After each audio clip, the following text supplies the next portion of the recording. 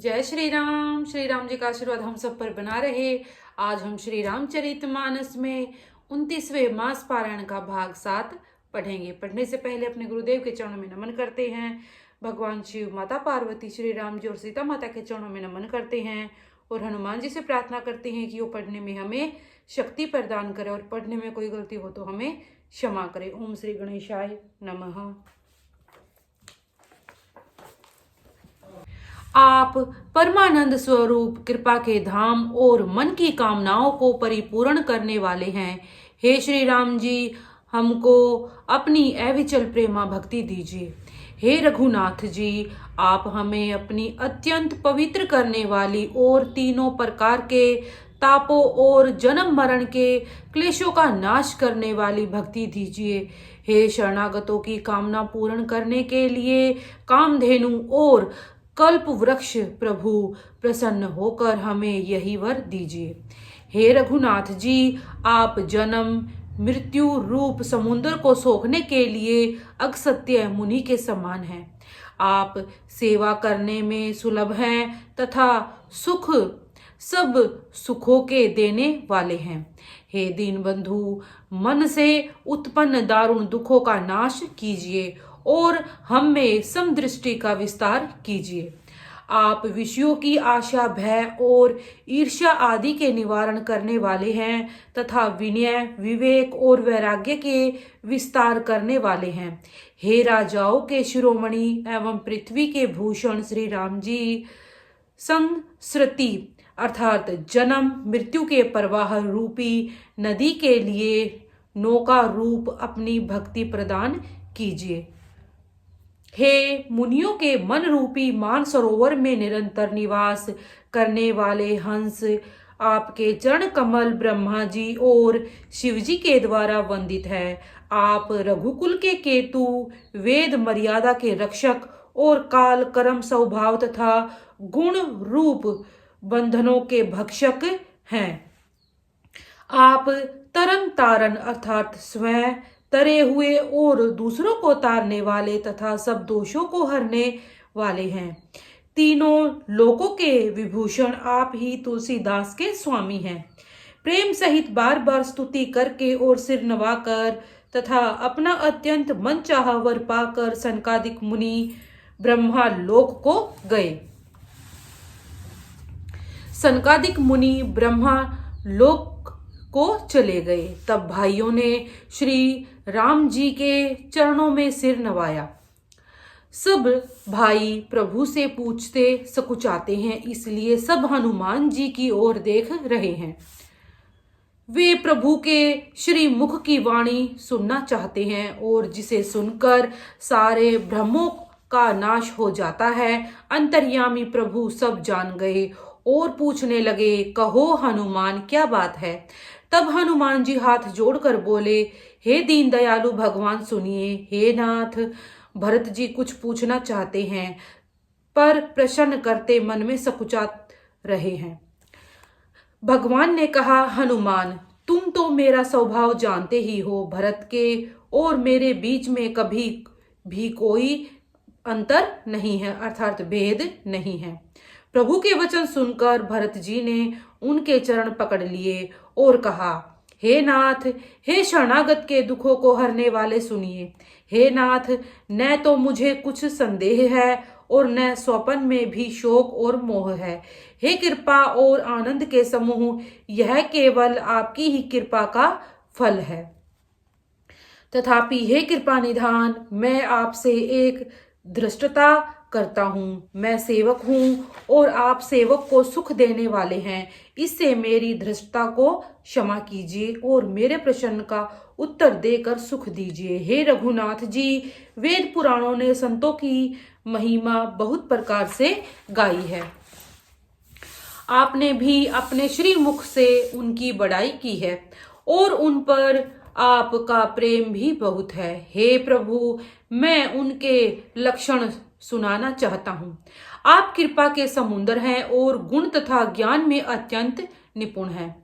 हे शरणागत का पालन करने वाले, संत और असंत के भेद अलग अलग करके मुझको समझा कर कहिए। श्री राम जी ने कहा, हे भाई, संतों के लक्षण असंख्यक है जो वेद और पुराणों में प्रसिद्ध हैं।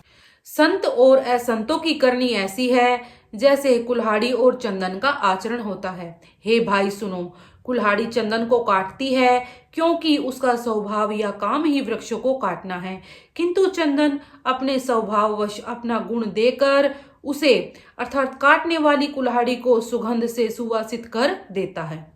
इसी गुण के कारण चंदन देवताओं के सिरों पर चढ़ता है और जगत का प्रिय हो रहा है, और कुल्हाड़ी के मुख को यह दंड मिलता है कि उसको आग में जलाकर फिर घन से पीटते हैं। संत विषयों में लिप्त नहीं होते, शील और सद्गुणों की खान होते हैं। उन्हें पराया दुख देखकर दुख और सुख देखकर सुख होता है।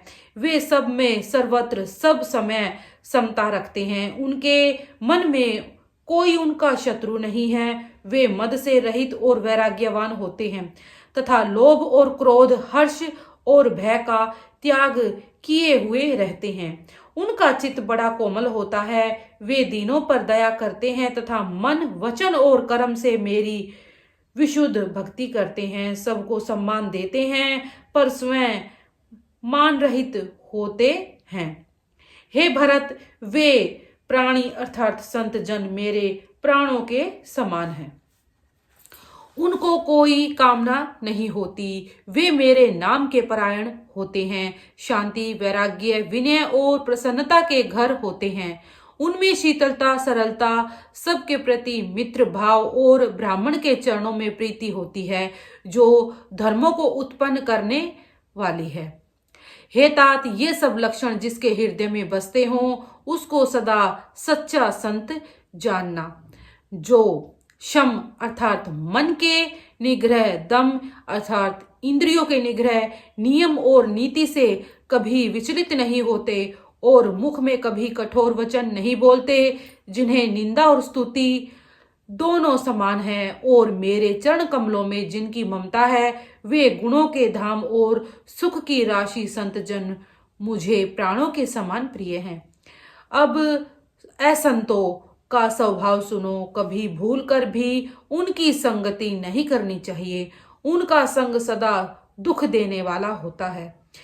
जैसे हर हाई अर्थात बुरी जाति की गाय कपिला अर्थात सीधी और दुधार गाय को अपने संग से नष्ट कर डालती है। दुष्टों के हृदय में बहुत अधिक संताप रहता है। वे पराई संपत्ति देखकर सदा जलते रहते हैं। वे जहां कहीं दूसरों की निंदा सुन पाते हैं वहां ऐसे हर्षित होते हैं मानो रास्ते में पड़ी निधि अर्थात खजाना पा ही लिया हो।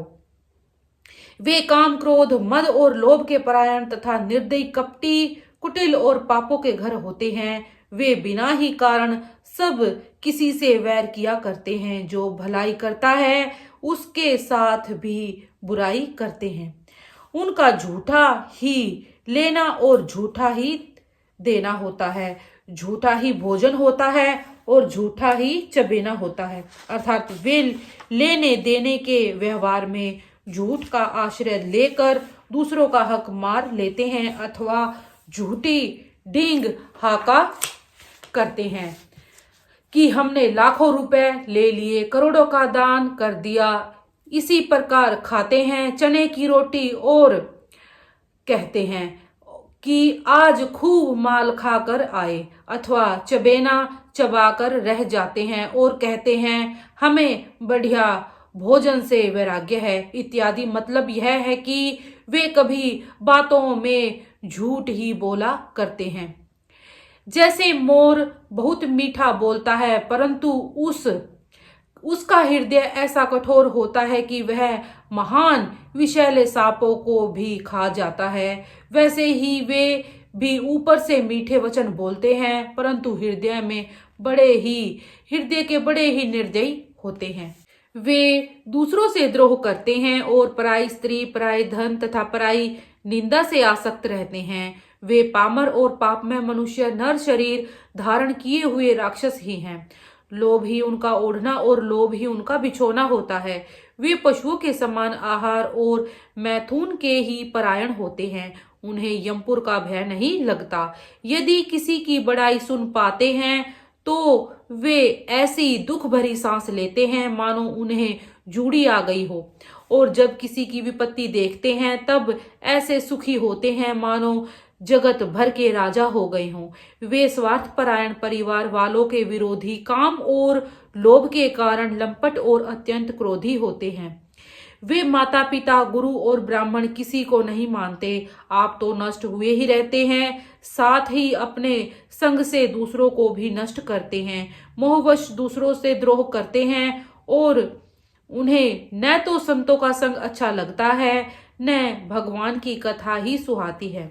वे अवगुणों के समुंदर, मंदबुद्धि, कामी, वेदों के निंदक और जबरदस्ती पराये धन के स्वामी होते हैं। वे दूसरों से द्रोह तो करते ही हैं, परंतु ब्राह्मण द्रोह विशेषता से करते हैं। उनके हृदय में दंभ और कपट भरा रहता है, परंतु वे ऊपरी से सुंदर वेश धारण किए रहते हैं। ऐसे नीच और दुष्ट मनुष्य सतयुग और त्रेता में नहीं होते। द्वापर में थोड़े से होंगे और कलयुग में तो इनके झुंड के झुंड होंगे। हे भाई, दूसरों की भलाई के समान कोई धर्म नहीं और दूसरों को दुख पहुंचाने के समान कोई पाप नहीं। हे तात, समस्त पुराणों और वेदों का यह निर्णय मैंने तुमसे कहा है। इस बात को पंडित लोग जानते हैं। मनुष्य का शरीर धारण करके जो लोग मनुष्य को दुख पहुंचाते हैं उनको जन्म मृत्यु के महान संकट सहने पड़ते हैं। मनुष्य मोहवश स्वार्थपरायण होकर अनेकों पाप करते हैं, इसी से उनका परलोक नष्ट हुआ रहता है। हे भाई, मैं उनके लिए काल रूप हूँ और उनके अच्छे और बुरे कर्मों का यथा योग्य फल देने वाला हूँ। ऐसा विचार कर जो लोग परम चतुर हैं वे संसार के प्रवाह को दुख रूप जानकर मुझे ही भजते हैं। इसी से वे शुभ और अशुभ फल देने वाले कर्मों को त्याग कर देवता, मनुष्य और मुनियों के नायक मुझको भजते हैं। इस प्रकार मैंने संतों और असंतों के गुण कहे। जिन लोगों ने इन गुणों को समझ रखा है वे जन्म मरण के चक्कर में नहीं पड़ते। हे तात, सुनो, माया से रचे हुए ही अनेक गुण और दोष हैं। गुण इसी में है कि दोनों ही न देखे जाएं, इन्हें देखना ही अविवेक है। भगवान के श्री मुख से ये वचन सुनकर सब भाई हर्षित हो गए। प्रेम उनके हृदय में समाता नहीं। वे बार बार बड़ी विनती करते हैं। विशेषकर हनुमान जी के हृदय में अपार हर्ष है। 29वां मास पारण आज हम यहीं तक पढ़ेंगे। इसी के साथ बोलते रहिए जय श्री राम।